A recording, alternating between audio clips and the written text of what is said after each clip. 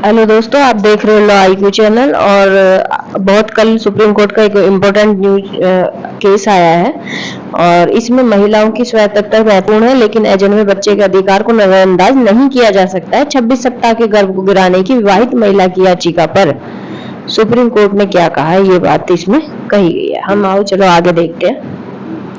इसमें आप स्क्रीन पर देख ही पा रहे होंगे, सुप्रीम कोर्ट ने गुरुवार को यानी कि कल एक महिला की स्वायत्तता और पसंद के अधिकार को, यानी कि उसका अधिकार है, वो कह रही है मेरी स्वतंत्रता है और मेरे पसंद के अधिकार को अजन्मे जो बच्चे ने जन्म नहीं लिया के अधिकार के साथ संतुलन करने के महत्व को रेखांकित किया है। Chief justice of India V I. Chandrachud, justice V R. Pardiwala और जस्टिस मनोज मिश्रा की पीठ ने 26 सप्ताह की गर्भवती एक महिला थी की गर्भ अवस्था को चिकित्सीय रूप से समाप्त करने की याचिका पर सुनवाई कर रही थी। याचिकाकर्ता 2 बच्चों की मां है। उसने अपने तीसरे गर्भावस्था जो अब 26 सप्ताह के हैं को समाप्त करने के लिए शीर्ष अदालत का दरवाजा खटखटाया। यानी कि सुप्रीम कोर्ट वो चली गई कि मेरे 2 बच्चे हैं, मैं तीसरे बच्चे को नहीं करना चाहती। उसने कहा कि वह प्रसवोत्तर अवसाद से ग्रसित है, यानी कि वो क्या कहते हैं, प्रसव की जो पीड़ा होती है उसके अवसाद से पीड़ित है और भावनात्मक रूप से और आर्थिक और शारीरिक रूप से तीसरे बच्चे की पालन की स्थिति में नहीं है, वो नहीं उसका पालन कर सकती है।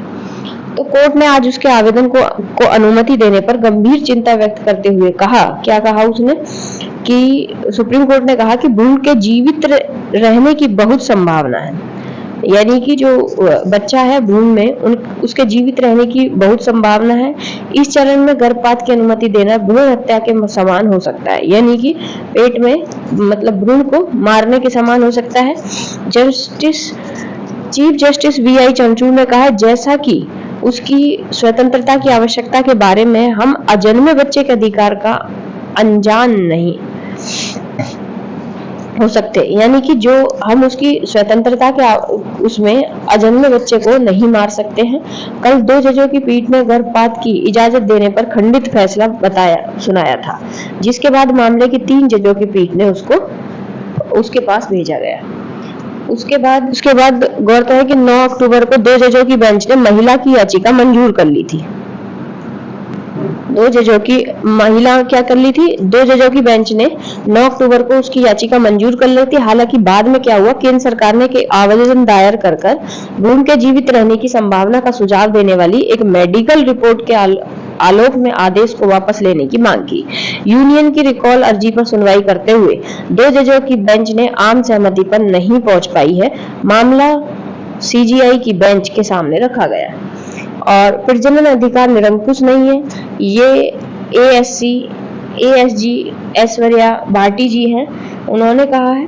अतिरिक्त सॉलिसिटर जनरल है ऐश्वर्या भाटी जी ने अदालत के समक्ष तर्क दिया कि असाधारण परिस्थिति जो medical termination of the pregnancy के तहत 24 सप्ताह के बाद गर्भावस्था को समाप्त करने की अनुमति देती है, यानी कि मां के जीवन को खतरा है। भ्रूण की असामान्यता मामले में ही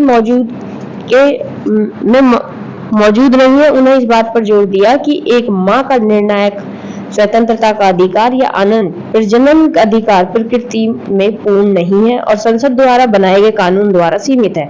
उन्होंने कहा है कि मौजूद मामले में कानून को चुनौती नहीं दी गई है।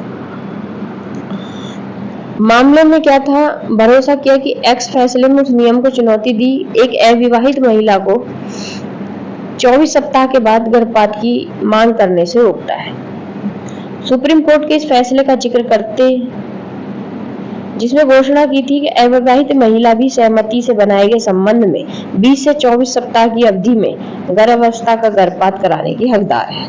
इस मामले में medical termination of pregnancy rules के अनुसार जो विवाहित अविवाहित महिलाओं के बीच अंतर था उसको चुनौती दी गई और अदालत ने माना कि लिव इन रिलेशनशिप में गर्भ धारण करने वाली अविवाहित महिला के नियमों से बाहर रखना असंवैधानिक है। उसमें जो अविवाहित महिला है उनको भी जोड़ दिया गया था।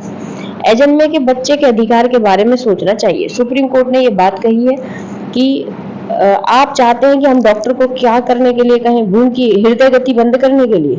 याचिकाकर्ता के वकील ने कहा वह नहीं चाहती कि वह बच्चे का गर्भपात हो, उसके बजाय वह पूर्ण अवधि तक इंतजार करने के बजाय अब सेक्शन के माध्यम से बच्चे को जन्म देने की अनुमति मांग रही है। तो इस प्रकार ये एक केस था जिसमें मना कर दिया गया है बच्चे का।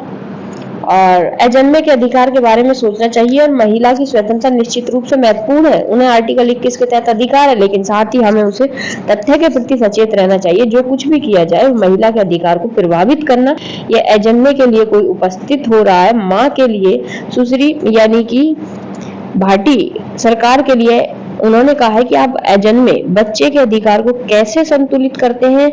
यह एक जीवित व्यवहार गुण है। आप अपने जीवित रहने की संभावना है, लेकिन वह बहुत संभावना है कि बच्चा प्रकृति के साथ पैदा हो। यदि 2 सप्ताह के इंतजार करती है, तो ये इस केस में कहा गया।